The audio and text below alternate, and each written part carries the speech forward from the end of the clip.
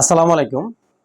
Water filter technician ট্রেনিংয়ের আজকের পর্বে আমরা পর্ব ৩ নিয়ে আসছি। আজকে আমরা দেখাবো কিভাবে নিচের ৩টি ফিল্টার চেঞ্জ করবেন এবং মেমব্রেন চেঞ্জ করবেন। আমরা অনেক সময় এই ৩টি ফিল্টার চেঞ্জ করতেই আমাদের অনেক সময় অনেক হেজিটেশনে পড়ে যায়। তো আজকে এই ভিডিও দেখার পর আপনারা একদম সহজেই এইগুলো সেট করতে পারবেন। এই ৩টি ফিল্টারের প্রথমটি আমরা দেখাচ্ছি পিপি ফিল্টার। প্রথমে আপনার কাছে যে এই রেঞ্জটা আছে, রেঞ্জ দিয়ে এভাবে বাম দিকে খুলবেন, একটু মুচড় দেওয়ার পরে তারপর হাতেই খুলতে পারবেন। খোলার পর এখানে দেখুন ওরিং আছে। ওরিংটা সুন্দর করে বসিয়ে নেবেন। এই যে এখানে সুন্দর করে বসিয়ে নেবেন। বসিয়ে নেওয়ার পর এখানে পিপিটা ভালো করে বসাবেন। এই যে পিপিটা ভালো করে বসাবেন। আমরা হেরন ব্লু ওয়াটার পিউরিফায়ারে কীভাবে সেট আপ করবেন সেটা দেখাচ্ছি। সব একই সিস্টেম।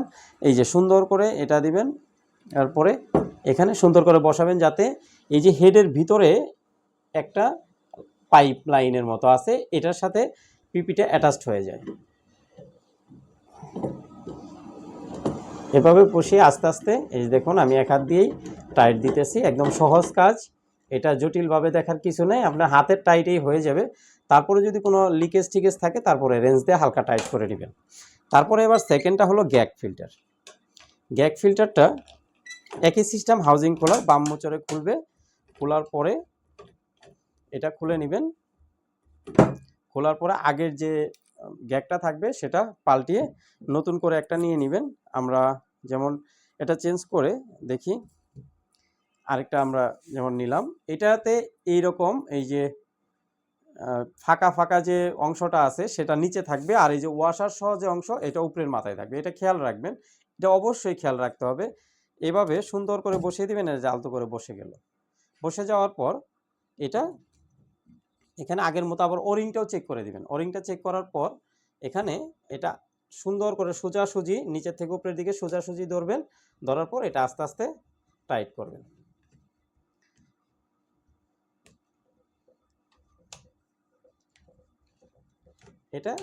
এটাও হাতের টাইটে হয়ে যাবে। যদি আপনার লিকেজ থাকে সেক্ষেত্রে এটা এইদিকে ডান দিকের মুচড়ে এটা টাইট হবে।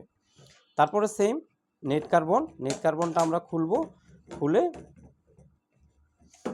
এটা দেখুন নেট কার্বনের দুই পাশেই ওয়াশার আছে, এই পাশে দুই পাশে ওয়াশার আছে।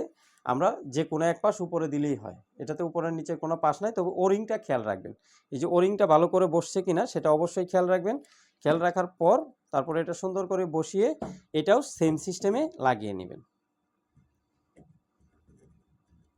যদি আপনাদের এই কাজ করতে কোনো সমস্যা হয়, স্ক্রিনে দেওয়া আমাদের হোয়াটসঅ্যাপ নাম্বারে ভিডিও কলের মাধ্যমে আমাদের সহযোগিতা নিতে পারবেন। আমরা সমগ্র বাংলাদেশে আমরা এটার সহযোগিতা ফ্রিতে। তারপরে আমরা বলেছিলাম যে মেমব্রেনটা দেখাবো। এই যে মেমব্রেনের এই অংশটা, মেমব্রেনটা দেখানোর আগে আপনাদেরকে দেখাচ্ছি যে এটা পাইপটা কিভাবে খুলবেন। এই পাইপ খোলার মধ্যে কিন্তু একটু ঝামেলা হয়। আমরা একটু ঘুরিয়ে নিচ্ছি। এই যে পাইপের একটা লক থাকে, এই যে সবুজ কালার, অনেক ক্ষেত্রে লক থাকে, অনেক ক্ষেত্রে লক থাকে না। যদি লক থাকে লকটা খুলে নেবেন। যেমন আমি এই লকটা খুলে নিচ্ছি, অর্থাৎ এখানে যে লকটা থাকবে লকটা আপনি খুলে নেবেন। খুলে নেওয়ার পরে এটার এই যে পাইপের যে অংশটার সাথে পাইপটা লেগে আছে ওই অংশটাকে চাপ দিয়ে ধরবেন।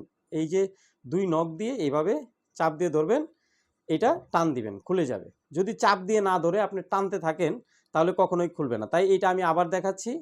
এই যে দেখেন, আপনি কখনোই টেনে খুলতে পারবেন না। যদি এই যে লকটা যেটা আছে এটা চাপ দিয়ে ধরবেন, একদম এই যে এলবোর বডির সাথে চাপ দিয়ে ধরে হালকা টান দিবেন, এটা খুলে যাবে। এই যে খুলে গেছে। এবার কি করবেন, এবার হাউজিং রেঞ্জ নেবেন, এই উপরের অংশটা আলাদা করে দিবেন। আপনার প্রয়োজনে এই অংশটা এই যে লকের থেকে ছাড়িয়ে নেবেন। এটা বাম মুচড়ে আস্তে আস্তে মুচড় দিবেন। এইভাবে হাউজিং রেঞ্জ দিয়ে এটা খুলে নেবেন, অথবা আপনি হাত দিয়েও খুলতে পারবেন। যদি হাউজিং রেঞ্জ না থাকে বিভ্রান্তি হওয়ার কিছু না, এখানে হাত দিয়ে খুলতে পারবেন। খোলার পরে এটা রাখলেন। এখানে একটা মেমব্রেন থাকে, মেমব্রেনটা যদি অনেক বেশি চেপে থাকে তাহলে প্লাস দিয়ে এখানে হালকা টান দিবেন, খুলে যাবে।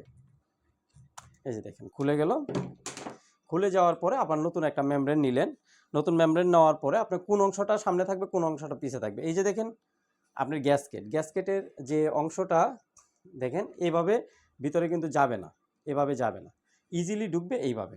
এই অংশটা অর্থাৎ এই প্লেনের অংশটা যেই পাশে ট্যাপ দেওয়া আছে এই ট্যাপের অংশটা সামনে থাকবে অথবা বেশি অংশটা সামনে থাকবে। আপনি দেখেন আরেকটা বিষয় হলো এখানে এই যে ওয়াশার সহ যে অংশটা আছে, এই যে দেখাচ্ছি কালো দুটো ওয়াশার, এই অংশটা ভিতরের দিকে থাকবে।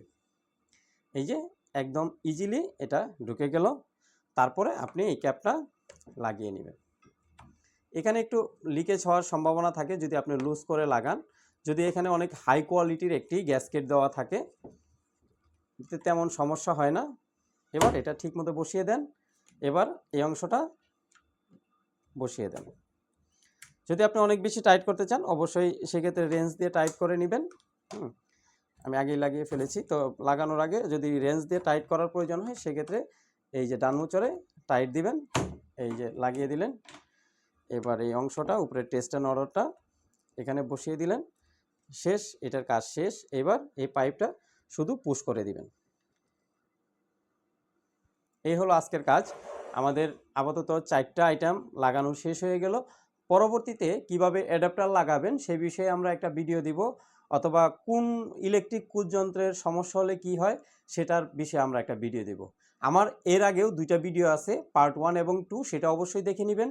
সে ভিডিও ডেসক্রিপশনে পাবেন অথবা আমার চ্যানেলের ভিডিওসে গিয়ে আপনারা সেটা খুঁজে নিতে পারবেন। সবাই ভালো থাকবেন। আল্লাহ হাফেজ।